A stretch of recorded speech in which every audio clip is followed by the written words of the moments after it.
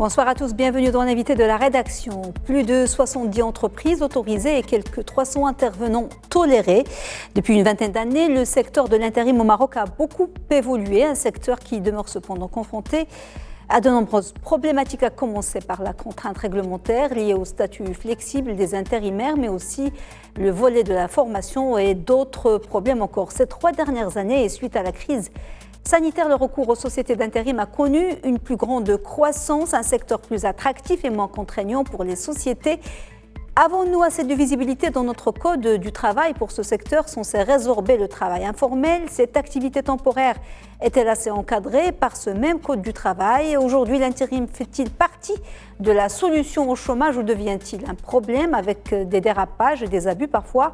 Des questions et d'autres auxquelles nous allons tenter de répondre avec notre invité d'aujourd'hui, Jamal Belharraj, directeur d'un cabinet de conseil international, expert en capital humain, ex-vice-président de la CGEM et dans une autre ville, un des pionniers du travail intérimaire au Maroc. Monsieur Belharraj, bonsoir, merci beaucoup d'être avec nous.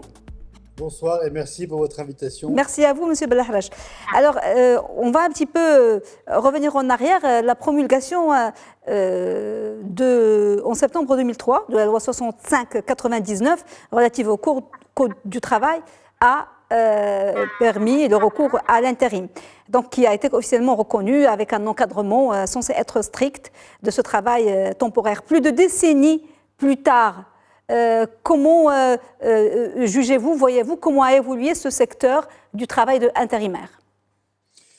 Tout d'abord, il faut rappeler qu'effectivement, la loi de 2004 qui avait été mise en place dans le cadre d'une négociation pour le Code du travail qui enfin devait être réévalué, et à l'époque, c'était M. Drijtou, et oui. Je me souviens très bien qu'à travers l'association que je dirigeais à l'époque, on avait modestement contribué à cette loi. Cette loi a permis au moins de poser un cadre de base, mais malheureusement, en aucun cas, elle a véritablement réglementé le secteur qui reste globalement anarchique. Vous l'avez cité, il y a à peine 72 sociétés qui ont déposé la garantie et plus de 300 sociétés qui opèrent toujours et malheureusement au détriment des collaborateurs intérimaires eux-mêmes. Oui. Et même de la part des entreprises utilisatrices. Et aujourd'hui, c'est un vrai débat parce que, comme vous l'avez dit dans votre édito, l'intérim ou le travail temporaire en général fait partie de la solution et non pas du problème. Oui. Alors, le recours à l'intérim a été boosté par la crise Covid. L'intérim s'est fortement développé. Est-ce qu'aujourd'hui, on peut dire que l'intérim, c'est un moindre mal que l'informel, sachant qu'il y a des dérapages parce que la loi est claire. L'intérim, la période de flexibilité est de 3 mois, renouvelable une seule fois. Et donc, il ne doit pas excéder 6 mois. Mais ce qu'on remarque, c'est qu'il y a quelques entreprises qui contournent cette loi, qui obligent les intérimaires à démissionner tous les 6 mois et à être réembauchés avec parfois une société avec un autre nom. Est-ce que c'est normal? Pourquoi cela n'est-il pas sanctionné? Alors écoutez, permettez-moi d'abord de rappeler, si vous voulez bien, de vous donner quelques chiffres pour expliquer que le secteur du travail temporaire est un vrai secteur qui crée de la valeur malgré tout. Oui. Vous avez cité 72 acteurs. C'est grosso modo plus de 10 000 salariés qui travaillent dans ces sociétés-là. C'est le marché, c'est 250 000 intérimaires aujourd'hui. Aujourd'hui, c'est 250 000 intérimaires et c'est un marché quasiment de 13 milliards de dirhams. À peine 40% de ce marché est structuré. Ça veut dire quoi? Ça veut dire qu'aujourd'hui, c'est un secteur à part entière.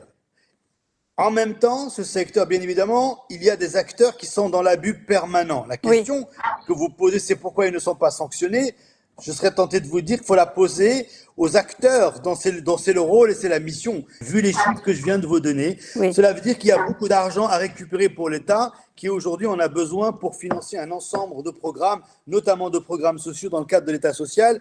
Et effectivement, il y a un véritable sujet. Maintenant, le travail temporaire ou le recours au travail temporaire fait partie de ce que j'ai toujours appelé la flexibilité responsable. Nos entreprises ont besoin d'agilité aujourd'hui plus que jamais. Le Covid a montré davantage que cette agilité était nécessaire, mais il n'a pas fallu attendre le Covid pour l'avoir, puisque dans tous les pays qui se développent économiquement, le travail temporaire fait partie de la photographie du marché du travail. Oui. Pourquoi? Parce que quand je vous dis que aujourd'hui le travail temporaire fait travailler à peu près 250 000 intérimaires, et c'est une hypothèse basse. Vous multipliez ce chiffre par 4, si un intérimaire fait en moyenne vivre 4 personnes, c'est 1 million de personnes qui vivent du travail temporaire. Donc, ce n'est pas quelque chose qui est informel. C'est la pratique de certains industriels du secteur qui en font de l'informel, puisqu'aujourd'hui, les gens sont pas déclarés, Oui. sous-déclarés, ou alors quand ils déclarent que les intérimaires qui ont des enfants comme ça, ils pourront toucher les allocations familiales. Donc, tout ça, c'est connu au vu et aussi de tous les acteurs du marché, qui soient au niveau, je dirais, inspection, etc. Et donc tout ça, tout le monde le sait. La question aujourd'hui, encore une fois, il ne faut pas laisser aller dans l'esprit des gens que le travail temporaire est un problème. Encore une fois, il fait partie de la solution, puisque Oui. l'agilité, c'est le CDD, c'est le travail temporaire, c'est le contrat de chantier, etc. Voilà. Est-ce qu'il y a un problème au niveau de la législation, au niveau de la loi? Est-ce qu'il faut revoir le code du travail et les lois qui régissent, qui réglementent cette activité après 20 ou 21 années d'existence? Bien évidemment, madame, il faut absolument revoir, revisiter le code du travail dans son ensemble en général, parce que je pense que ça, le patronat a raison de le réclamer. Mais en ce qui concerne le chapitre du travail temporaire, il faut le revisiter à l'aune du 21e siècle. Nous sommes en 2024, le marché du travail a changé, la typologie de nos entreprises, elle a changé, et donc il va falloir être un peu plus précis pour éviter non seulement les abus, et en même temps pour ceux qui ont recours au travail temporaire, qu'ils puissent le faire en toute sécurité. Et bien évidemment, rappeler que la flexibilité responsable, elle a un coût, alors qu'aujourd'hui, c'est quand même la guerre à la baisse des prix, à la baisse des marges, qui fait que finalement, qui paye? C'est l'intérimaire qui n'est pas déclaré ou sous-déclaré, et c'est l'État qui perd de l'argent dans cette informalité aujourd'hui. Parce que ce n'est pas normal d'avoir un intérimaire qui est intérimaire pendant 7, 8, 9 ans, et c'est des cas qui existent. Alors, si on benchmark, il y a dans d'autres pays de l'OCDE ou autres, par exemple, où la période de flexibilité, on va donner l'exemple de l'Italie, est de 24 mois, elle est de 18 mois en France, de 12 mois en Allemagne. Alors, il n'y a aucune limitation dans les pays scandinaves. Oui, bien sûr. Pourquoi? Parce que dans ces pays-là, aujourd'hui, les règles sont claires. D'accord? Il ne faut pas oublier que non seulement les règles sont claires dans ces pays-là, mais au-delà du fait que les gens travaillent, les gens aussi sont accompagnés et formés. Et le travail temporaire, l'avantage, c'est qu'en général, il permet à des gens d'avoir un accès au premier emploi. Maintenant, quand ils restent trop longtemps, c'est que les entreprises, effectivement, elles ont capitalisé sur la technicité, sur la formation de ses collaborateurs, et effectivement, ils ont du mal à s'en séparer. Auquel cas, il faut trouver d'autres solutions de flexibilité qui permettent de les garder. Ça peut être un tremplin vers le CDD? Bien évidemment, on tremplin vers le CDI, voire le CDI, parce qu'aujourd'hui, il existe le CDI intérimaire. Je l'ai moi-même inventé lorsque j'étais aux affaires. J'ai inventé le CDI intérimaire qui est devenu aujourd'hui une règle en France, qui permet aux gens d'avoir un contrat à durée indéterminée. Il leur permet d'avoir accès à des crédits logement, des crédits consommation, donc d'avoir un vrai statut. Oui. L'enjeu aujourd'hui, comme vous le savez, c'est que notre pays doit créer des emplois. Nous avons un taux de chômage trop élevé. L'ensemble des solutions qui permettent de le faire, il faut qu'on y aille en même temps, sans précariser les gens, en leur donnant des statuts. Ce qui compte, ce n'est pas la nature du contrat, c'est le travail que l'on fait et bien évidemment la dignité qu'on en retire et les droits également qu'on en retire, parce que dans le monde, même les CDI, à terme, ils vont disparaître. Mais aujourd'hui, on n'en est pas là au Maroc. Mais tout ce qu'il faut, ce qui est important, c'est de mettre en place une réglementation qui reprécise les choses. Oui, Jamal Belharachi, il y a un autre problème parce qu'il y a des situations dans la loi où il est interdit de faire appel à des intérimaires. Parce que dans l'article 497 du Code du travail, qui est très clair sur le fait qu'on ne peut faire appel aux salariés de l'entreprise d'emploi temporaire pour l'exécution de travaux comportant des risques particuliers et des intérimaires. En tout cas pour ceux qui ne doivent pas travailler dans le cœur de l'activité de l'entreprise, alors que l'on voit de plus en plus d'intérimaires qui travaillent dans le cœur de l'activité de l'entreprise. Est-ce que c'est normal? Ce qui est pas normal, si vous permettez, c'est qu'un code du travail veuille régir le fonctionnement d'une entreprise. Là aussi, c'est dépassé. Nous ne sommes plus au stade où une législation doit déterminer comment doit travailler l'entreprise. En revanche, lorsqu'un collaborateur enfin, lorsque l'entreprise a besoin de flexibilité, la nature du travail en fonction des compétences de la personne, c'est ce qui compte, bien évidemment, dans les règles de sécurité nécessaires qui fassent que la personne est en bonne condition de travail. Et là aussi, tout ce qui est sécurité sociale, tout ce qui est accident du travail, tout ce qui est réglementation spécifique doit être étudié. Le Code du travail n'est pas là pour interdire aux entreprises de faire. Il est là pour réguler le travail des collaborateurs ou des salariés en général pour que leurs droits soient respectés. Il faut qu'on sorte de la logique punitive du Code du travail et plutôt dans une logique de construction où chacun est responsable. L'entreprise est responsable, l'entreprise est utilisatrice également et le collaborateur également. C'est ça l'enjeu aujourd'hui. Donc pour vous, il peut y avoir des intérimaires qui travaillent dans le cœur de l'activité de l'entreprise, mais leurs droits doivent être garantis et on ne doit pas tomber dans la précarité. C'est surtout ça. Les droits des salariés, en général, on n'a pas le droit de précariser les salariés. Ça doit être interdit, ça doit être, je dirais, pénal aujourd'hui. Pour moi, aujourd'hui, ne pas déclarer les salariés, ça doit être pénal. De ne pas respecter le droit, à un moment donné, ça doit être puni aussi par la loi sous une forme ou pas. Ce n'est pas avec des petites amendes telles qu'elles sont inscrites dans le Code du travail aujourd'hui que demain, on va pouvoir changer la mentalité et la culture du travail. Il faut être audacieux aujourd'hui dans ce Code du travail qui doit être révisé inéluctablement. Il faut absolument punir les gens qui ne rentrent pas dans les règles. La preuve aujourd'hui, quand vous regardez ce qui se passe au niveau de la nouvelle politique de la Direction générale des impôts, il y a des contrôles qui sont faits de plus en plus et c'est une bonne chose. On a besoin de rentrer de l'argent, c'est une très bonne chose, mais aussi on a besoin, entre guillemets, de faire le ménage avec les acteurs qui ne respectent pas les règles du jeu dont un pays a besoin, comme nous, le Maroc, on est en train de rentrer dans le concert des nations dans pas mal de domaines. Il faut que notre code du travail soit agile, mais il faut qu'il soit responsable. Alors, il y a eu un constat, certains ont fait un constat comme quoi il y a eu une hausse du chiffre d'affaires des entreprises d'intérim après la crise du Covid. Est-ce que cette hausse du chiffre d'affaires est liée à une hausse du nombre des intérimaires ou à d'autres facteurs comme des reprises après les arrêts des chantiers ou la hausse relative du SMIC?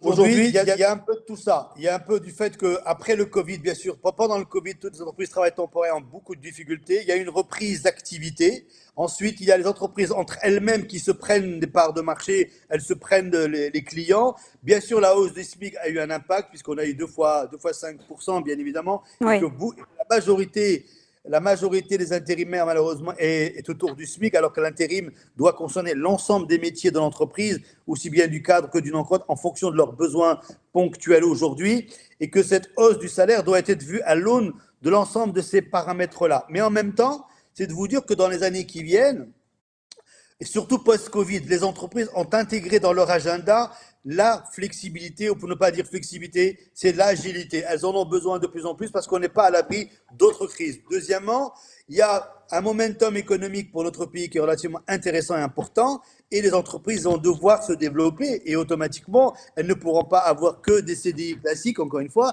elles devront équilibrer aujourd'hui entre les collaborateurs qu'elles prendront en termes de flexibilité et les collaborateurs classiques permanents. Elles savent ce qu'elles font, les entreprises. Maintenant, force est de constater qu'il y a quand même des entreprises qui abusent et qui abusent beaucoup. Oui. Il y a des entreprises de travail temporaires qui n'ont pas lieu d'être aujourd'hui. Ce n'est pas normal que lorsqu'on n'a pas payé sa garantie, on puisse quand même opérer sur le marché de l'intérim.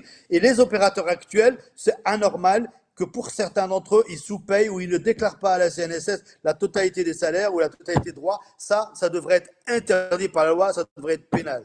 Oui, vous l'avez dit et vous venez de le redire. Est-ce qu'on peut parler d'un secteur intérimaire à deux vitesses? Parce qu'il y a d'un côté les entreprises autorisées en tant qu'agence de recrutement privé, et puis il y a de l'autre les 300 ou plus opérateurs qui gravitent autour et qui nuisent à la réputation du secteur. Comment faire justement pour réglementer tout cela? Vous avez raison, il y a un marché à plusieurs vitesses. C'est une question d'éthique personnelle des dirigeants. Oui. Si vous permettez juste un petit rappel, quand je suis arrivé au Maroc en 97 pour lancer les activités de l'entreprise qui me recrutait à l'époque, moi, j'ai mis en place un certain nombre de choses structurantes comme je dirais la bancarisation, la mutuelle, etc., etc. Aujourd'hui, plus que jamais, une entreprise qui ne respecte pas la loi, qui n'a pas la garantie, ne doit pas pouvoir opérer sur le marché. Donc, ça veut dire que si on les laisse opérer, ça veut dire qu'on institutionnalise l'informel. C'est ça que ça veut dire. C'est ça, oui. Que ça veut Oui, dire. oui. D'accord. C'est Donc, pire que de l'informel anarchique, oui. Voilà. La réponse, elle n'est pas chez moi. Elle est c'est ceux qui laissent opérer ces entreprises-là, au vu aussi de tout le monde, puisqu'elles représentent aujourd'hui, je vous l'ai dit, bon an, mal an, c'est 250 000 intérimaires, mais on peut quasiment multiplier par 1,5 l'effectif si on compte les 300 sociétés dont vous parlez. C'est totalement anormal. Pourquoi ? Parce que c'est là où la précarité se retrouve de manière organisée, c'est là où il y a des risques d'accidents du travail qui ne sont pas financés, c'est là où les gens n'ont pas leurs droits. Et encore une fois, quand on fait travailler 250 000 personnes, on doit se dire qu'on fait vivre 1 million de personnes. Donc, c'est un vrai secteur d'activité. On doit avoir même des indicateurs au niveau de HCP pour le suivre, comme de la CNSS pour le suivre. On doit publier régulièrement des chiffres à ce niveau-là. Oui, on va revenir au basique parce qu'on sait que l'intérim, c'est une relation triangulaire et les intervenants, l'intérimaire, l'agence d'intérim et l'entreprise utilisatrice, il y en a qui trouvent anormal qu'il n'existe aucun lien dans cette relation triangulaire entre la société utilisatrice et le travailleur, sauf la subordination qui est régie par les deux contrats avec les deux autres sociétés. Est-ce que ça vous choque ? Ou bien est-ce que c'est la tendance ? Non, ce qui me choque, madame, c'est que les gens parlent de ça. Ce sont les dogmatiques. Le travail temporaire, c'est le travail temporaire, qu'on soit au Maroc, à Londres, à Paris, à Berlin, c'est le travail temporaire, c'est une relation triangulaire. Pourquoi certaines personnes voudraient réinventer un travail temporaire avec un lien juridique avec l'entreprise utilisatrice et collaborateur? Il faut arrêter. C'est marrant parce que dans ce pays, on aime beaucoup réinventer les choses. Non, il y a des règles. Et les règles aujourd'hui, elles sont universelles. Le travail temporaire, quand les investisseurs veulent venir dans notre pays, ils ont consommé du travail temporaire dans leur pays d'origine. Oui. Quand ils viennent, ils veulent le consommer de la même manière. On ne va pas leur dire non, monsieur, nous, au Maroc, c'est différent parce qu'il faut que l'entreprise ait un lien juridique. Ça n'existe pas, madame. Donc, c'est pour ça que c'est juste une vue de l'esprit de la part de ces gens qui ont un autre agenda que celui de développer, entre guillemets, l'emploi au Maroc, parce qu'il s'agit, encore une fois, de donner une chance aux gens de travailler. Juste, je rappelle les chiffres quand même, et vous les connaissez très bien. Oui. On a plus de 4% de nos jeunes qui sont au chômage. On a un taux d'activité des femmes qui est en dessous de 17%. Donc, ça veut dire qu'il y a une dynamique globale. Je ne dis pas que c'est la panacée, je dis simplement qu'aujourd'hui, l'ensemble des outils à nos dispositions pour créer de l'emploi, on doit les faire travailler en même temps. Le travail temporaire est une des solutions, mais ce n'est pas la seule. Ce n'est pas la seule. Vous avez cité la question de la formation parce que c'est un véritable dilemme, parce que les entreprises, si elles investissent dans la formation d'un intérimaire, elles ne sont pas sûres de rentabiliser, de profiter durablement de sa formation. Donc, elles sont obligées des fois de former sans être sûres d'en bénéficier, ce qui réduit le métier de l'intérim à une simple localisation d'individus au sein des entreprises pour pallier à des contraintes de flexibilité. Comment trouver le juste milieu et former les gens pour les préparer justement à passer à un CDD ou à un CDI, même si je sais que les CDI sont partis pour disparaître dans les années à venir. C'est pas normal de garder pendant 7-8 ans un intérimaire à faire une même tâche sans possibilité d'évolution. Comment trouver le juste milieu ? C'est plus loin que cela, madame. C'est même pas je trouve le juste milieu, c'est qu'il faut que ce soit inscrit dans les textes de la loi. Le droit à la formation pour les intérimaires doit être garanti. C'est pour ça que, comme je vous le disais tout à l'heure, le Code du travail doit être revisité à l'aune de l'ensemble de ces enjeux maintenant, puisqu'on connaît très bien la situation. Encore une fois, il y a deux logiques. Il y a ceux qui veulent continuer à faire du travail temporaire dans leur petit coin caché, faire du business, gagner de l'argent sur le dos des gens. Il y a ceux qui veulent développer une industrie avec toutes ces règles. Et parmi ces règles, il y a le droit à la formation, il y a le droit au développement personnel, il y a le droit à la mobilité dans l'entreprise, voire à l'extérieur de l'entreprise. Un collaborateur temporaire, c'est un salarié comme les autres. Il a simplement un statut différent, mais pour autant, il doit avoir les mêmes droits que les salariés permanents aujourd'hui, notamment le droit à la formation, qui d'ailleurs est en train a été acté au niveau de la loi marocaine, le droit à la formation en général, les temporaires doivent en bénéficier. Ça me rappelle le vieux débat au départ, quand j'avais fait mes activités. On ne bancarise pas les smicards. Aujourd'hui, je suis fier de dire que j'ai contribué au fait que les smicards sont bancarisés. La mutuelle pour les intérimaires, on n'y avait pas droit. Aujourd'hui, ils ont droit à la mutuelle. L'assurance agricole, à l'époque, elle n'y était pas. Aujourd'hui, elle y est. Donc ça veut dire, quand on veut, on peut. Malheureusement, ce n'est pas le cas pour tous les intervenants dans le secteur. Alors, une convention collective peut-elle être une solution pour résoudre toutes les problématiques du secteur entre la CGEM, le représentant du secteur de l'intérim, et puis les syndicats? Est-ce que nous avons besoin aujourd'hui d'une convention collective et d'une révision du Code du travail? Absolument. J'étais vice-président de la CGEM et notamment avec Mme Ben Salah, où on avait discuté avec les syndicats. Les partenaires sociaux sont tout à fait ouverts à toutes ces questions-là. Oui. Contrairement à ce qu'on peut penser, ils sont très ouverts. Et donc, la notion de convention collective, oui, bien évidemment, elle était sur la table à l'époque. Et là aussi, effectivement, il y avait des acteurs qui n'étaient pas du tout intéressés. La preuve, pour rentrer dans... J'avais créé des fédérations, la FNET à l'époque, la Fédération nationale des entreprises de travail temporaire. Il y avait très peu de gens qui voulaient vraiment venir adhérer parce qu'ils voulaient rester vivants heureux, vivants cachés. Oui. Donc aujourd'hui, il faut un peu plus de transparence, il faut un peu plus de courage parce que c'est un secteur à part entière, c'est un secteur qui crée de l'emploi, c'est un secteur qui nourrit des familles et surtout, c'est une activité dont les entreprises ont besoin. Elles ont besoin d'agilité et surtout, encore une fois, mettez-vous à la place d'investisseurs internationaux qui viennent, qui ont l'habitude de consommer de la flexibilité et quand ils viennent chez nous, on leur dit « Ah, c'est compliqué ici ». Oui. Voilà. Et donc, les entreprises marocaines, elles ont aussi besoin de ça. Donc, on a besoin de réglementer, d'encadrer et puis de faire du nettoyage. Merci beaucoup, Jamal Belharache, pour cet éclairage. Je rappelle que vous êtes directeur d'un cabinet de conseil international, expert en capital humain et ancien vice-président de la CGEM et ancien patron d'une grande société d'intérim. Merci beaucoup, monsieur Belharache. Merci. Bonne fête. Merci. À bientôt. Merci. Au revoir. Bonne merci. Fête. Madame, monsieur, merci beaucoup de nous avoir suivis. On suit des programmes sur Média TV. Très belle soirée.